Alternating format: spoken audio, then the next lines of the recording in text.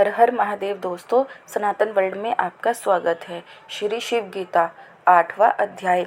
जब शिवजी ने श्री राम से कहा कि तुम्हारी और कुछ पूछने की इच्छा हो तो पूछो, तो श्री राम ने मनुष्य के शरीर की रचना के विषय में पूछा कि यह शरीर पंचभूतों पृथ्वी, जल, अग्नि, वायु और आकाश से निर्मित है। ये पंचभूत मिलकर शरीर का निर्माण किस प्रकार करते हैं, यह शरीर किस प्रकार स्थित रहता है तथा इसकी मृत्यु किस प्रकार होती है, इसे आप विस्तार से बताइए। शिवजी शरीर के भौतिक स्वरूप की व्याख्या करते हुए कहते हैं कि यह शरीर 5 भौतिक तत्वों पृथ्वी, जल, अग्नि, वायु और आकाश से मिलकर बना है, जिसमें मुख्य भाग पृथ्वी तत्व का है, शेष 4 उसके सहकारी हैं। मनुष्यों का शरीर इन्हीं तत्वों से मिलकर बनता है, जो विशेष अनुपात में रहते हैं, अर्थात आधा भाग पृथ्वी तत्व का रहता है तथा आधे में अन्य चारों तत्व रहते हैं।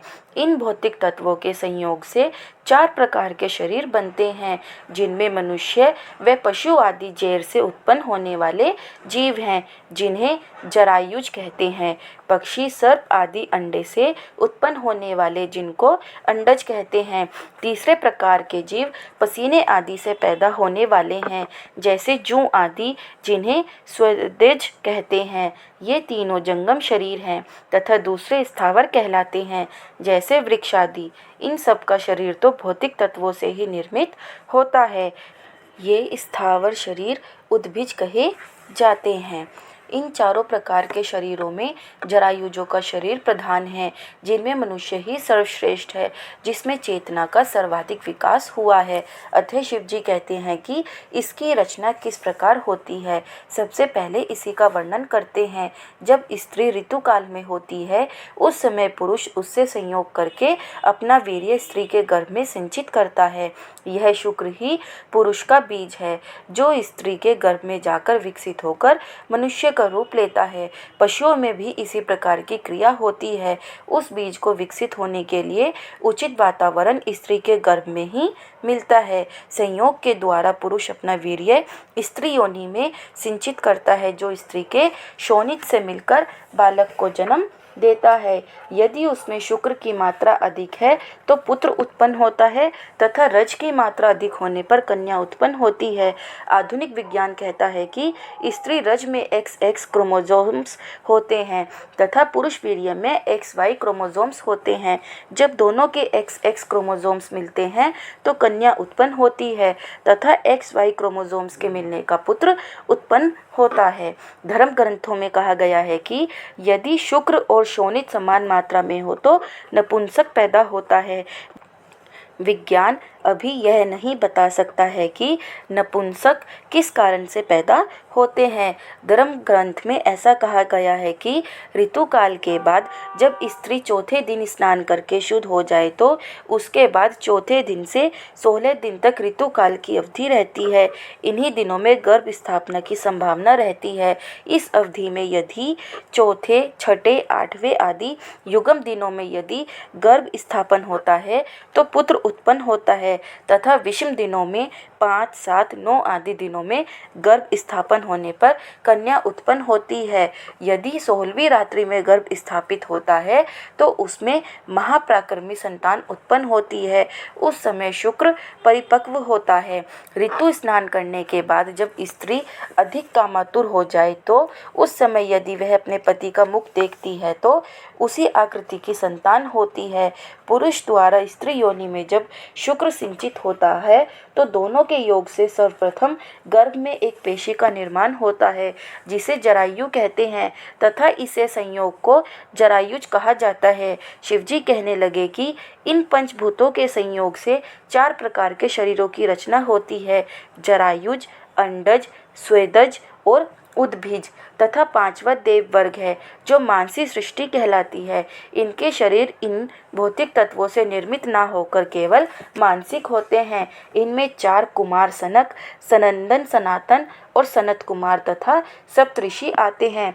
संसार के प्राणी सभी पंचभूतों की रचना है।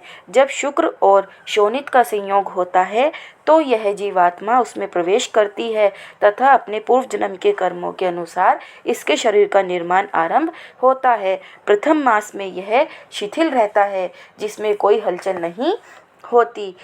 कुछ दिनों में उसकी बुदबुद की आकृति होने लगती है, कुछ दिनों में जेर सी होती है, इस कारण उसमें दही के समान कुछ गाढ़ापन आता है। फिर कुछ दिन में उसकी पेशी बनती है। इस प्रकार शुक्र शोणित संयोग होते हुए 1 मास हो जाता है।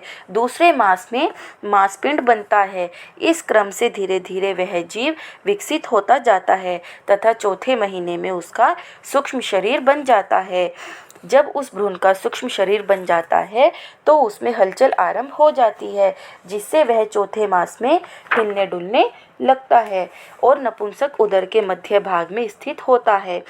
इस कारण दक्षिणा पार्श्व में जन्म लेने के अनंतर होने वाले श्मश्रु तथा दंतादि को छोड़कर सब अंग प्रत्यंग के भाग एक साथ चौथे मास में हो जाते हैं।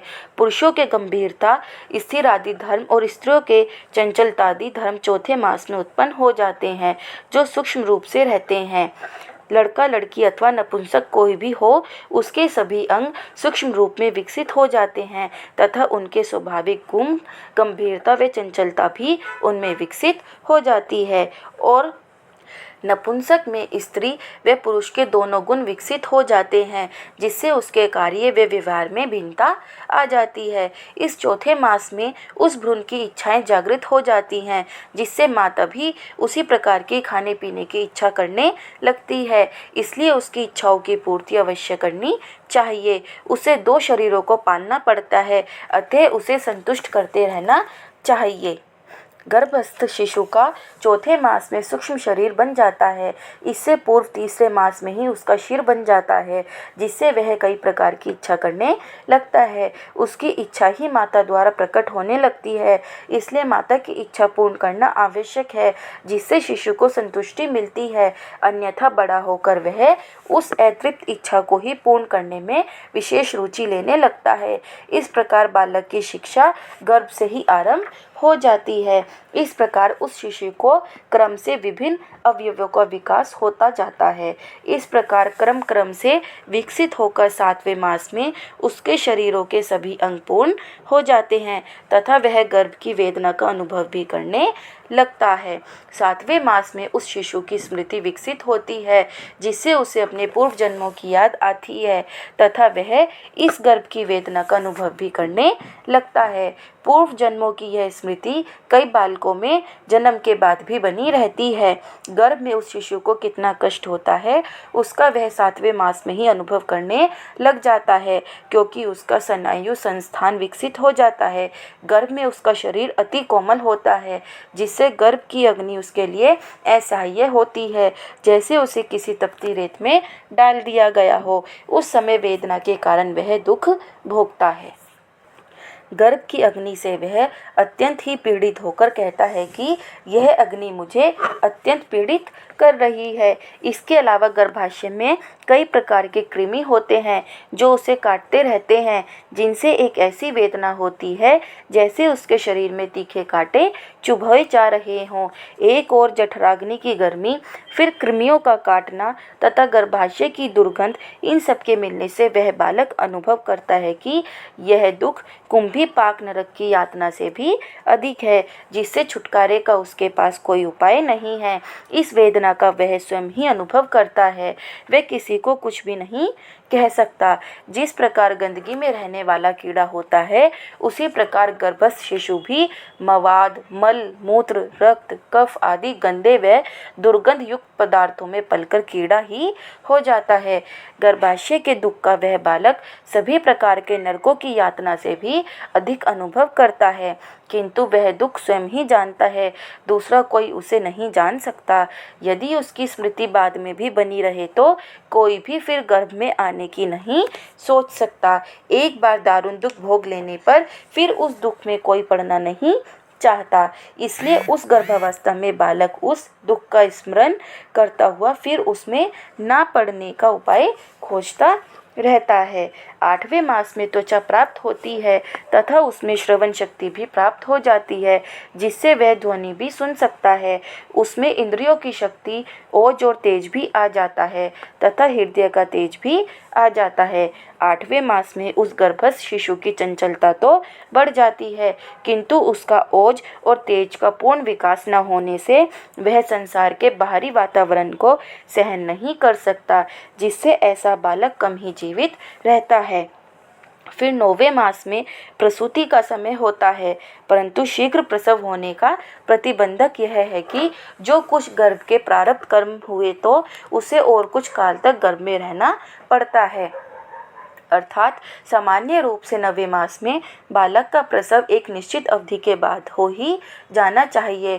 यह प्रकृति की व्यवस्था है। जब वह पूर्ण रूप से बाह्य वातावरण को सहन करने के योग्य हो जाता है, किंतु कुछ के प्रसव में विलंब होता है। इसका कारण उसके जो प्रारब्ध कर्म है उसे और भोगना शेष रह गया है। गर्भाशय में बालक को सारी खुराक माता द्वारा भक्षण किए हुए अन्न से ही होती है।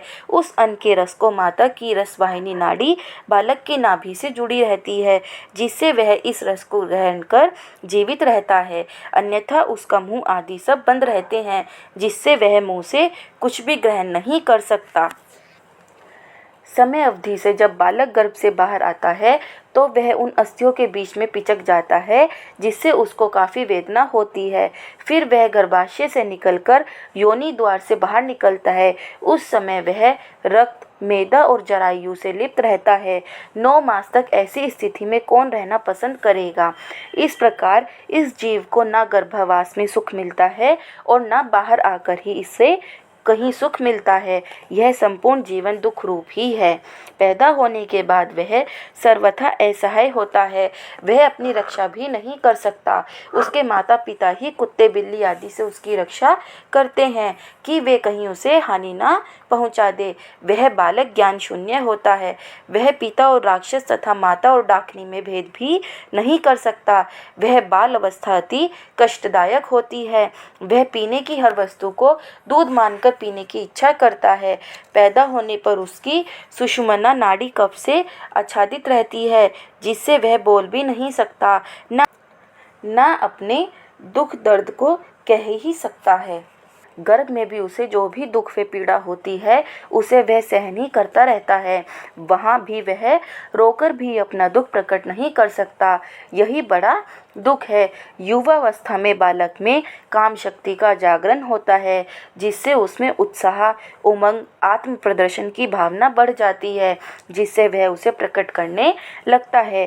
काम का ज्वर उत्पन्न होने पर वह अभिमानी बन जाता है।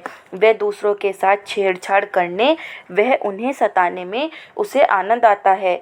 वह क्रोध करके दूसरों पर अपनी धाक जमाना चाहता है। शरीर में कोई सौंदर्य नहीं है, किंतु काम के वशीभूत होने से उसे गंदगी में भी सौंदर्य दिखाई देता है। स्त्री का मनमत स्थान भी गंदगी युक्त होता है, किंतु जो काम के वशीभूत है उसे उसी में आनंद की अनुभूति होती है। काम शक्ति के अभाव में उसमें फिर कोई आकर्षण नहीं दिखाई देता। यह काम शक्ति भी ईश्वरीय शक्ति है, जिससे मनुष्य ही नहीं पशु पक्षी जानवर सभी प्रभावित हैं। इसको वश में रखने से ही आत्मा का विकास होता है, अन्यथा यह भी आत्मा को जलाने वाली होती है। स्त्री की रचना भी प्रकृति तत्वों में हुई है, जैसे मनुष्य की, जिसमें अस्थि, मांस, रक्त, शीरा और त्वचा ही तो है। फिर मनुष्य किस कारण से उस पर आसक्त रहता है? यह ईश्वर की माया शक्ति से प्रभावित रहता है, जिससे उसे स्त्री में सौंदर्य दिखाई देता है। वह अन्य उसे कुछ भी दिखाई नहीं देता। इसको वश में करने से ही उसकी आत्मा का विकास होता है। जिस शरीर पर पुरुष आसक्त रहता है, प्राणों के निकल जाने पर वह शरीर व्यर्थ हो जाता है तथा 5-6 दिन बाद तो उसकी स्मृति भी नहीं रहती। वह उसे भूल ही जाता है, जिसका कोई स्थायित्व ही नहीं। उसके मुंह में पड़कर मनुष्य व्यर्थ ही अपनी आत्मा का पतन करता है। गर्भाशय का दुख, बचपन का दुख व युवावस्था में दुख भोगने के बाद फिर मनुष्य को वृद्धावस्था का दुख भोगना पड़ता है। इनमें वह कुछ भी करने योग्य नहीं रहता, सभी शक्तियाँ क्षीण हो जाती हैं, जिससे वह पराश्रित हो जाता है। उसका खाया हुआ अन्न भी नहीं पचता, उसका सर्वत्र निरादर होता है। वृद्धावस्था का दुख भी मनुष्य को भोगना पड़ता है। शरीर निर्बल हो जाता है, कई रोग उसे घेर लेते हैं, चलने फिरने की भी शक्ति नहीं रहती, दृष्टि मंद हो जाती है, सुनाई कम देता है, कई प्रकार की दवाओं का सेवन करना पड़ता है। यह दुख भी मनुष्य को सहन करना पड़ता है। इस प्रकार उसका सारा जीवन ही दुख रूप होता है। शरीर अशक्त होने से उसे मल मूत्र की भी सुध नहीं रहती। जिस गंदगी को देखकर उसके बंधु भी उसका तिरस्कार करने लगते हैं। कोई उसके पास आना व बात करना भी पसंद नहीं करता। आश्चर्य इस बात का है कि ऐसी अवस्था हो जाने पर भी वह ईश्वर का ध्यान नहीं करता तथा भोगों की ही चाह करता है। ऐसी दशा को देखकर बालक भी उसकी हंसी करते हैं कि जीवन भर भोग लिया फिर भी इनकी वासना समाप्त नहीं होती।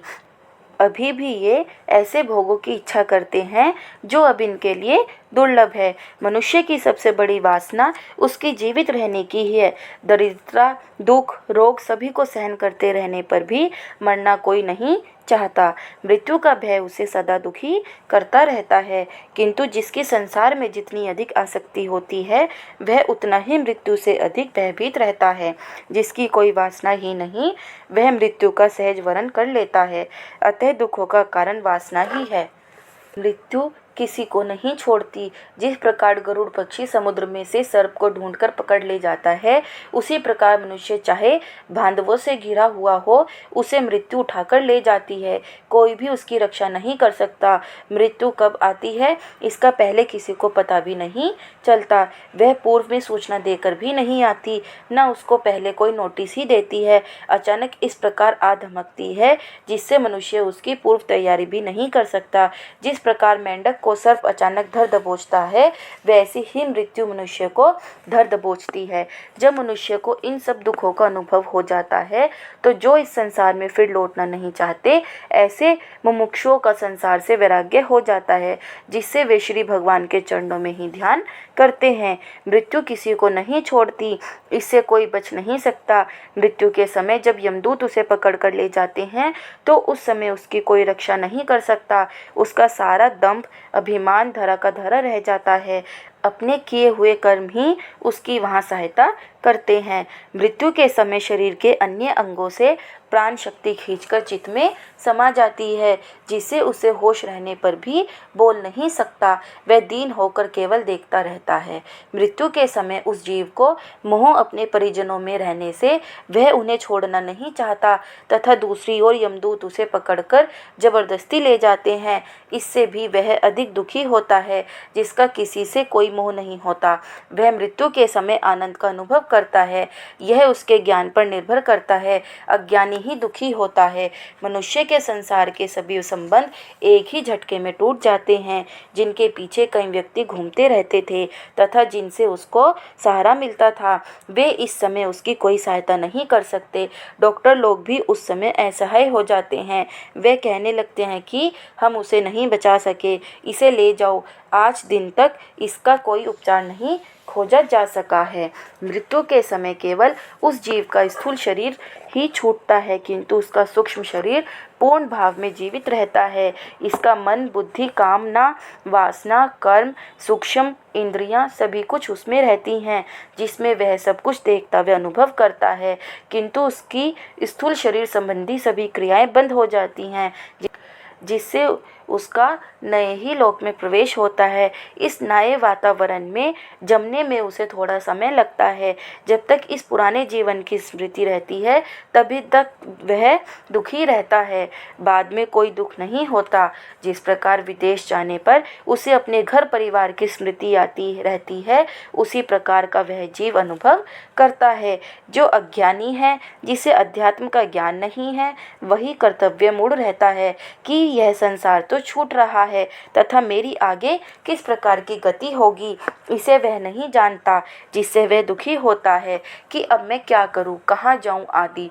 किंतु जो ज्ञानी है, जिसे परलोक के जीवन का ज्ञान है, उसे इस दुखमय संसार को त्यागने में प्रसन्नता होती है।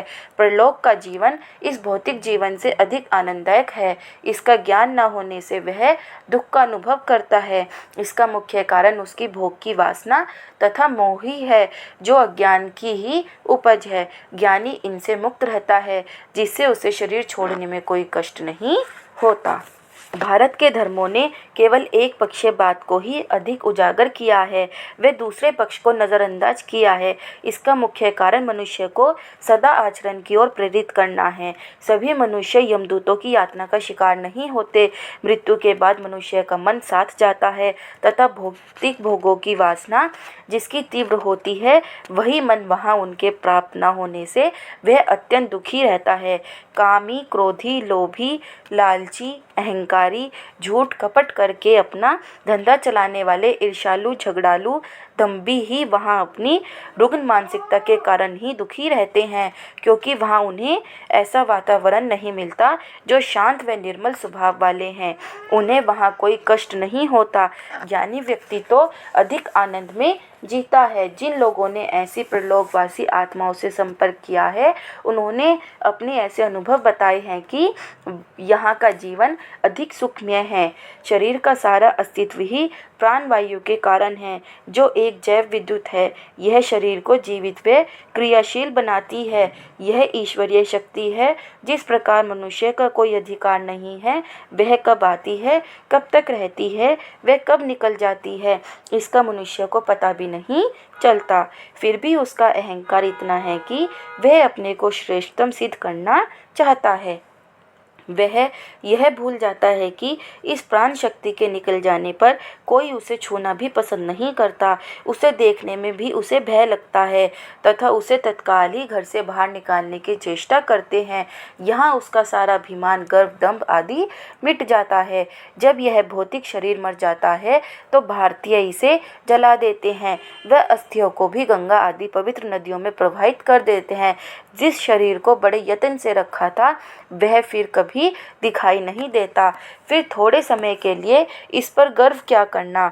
यह जगत ईश्वर की जादूगरी एक खेल मात्र है।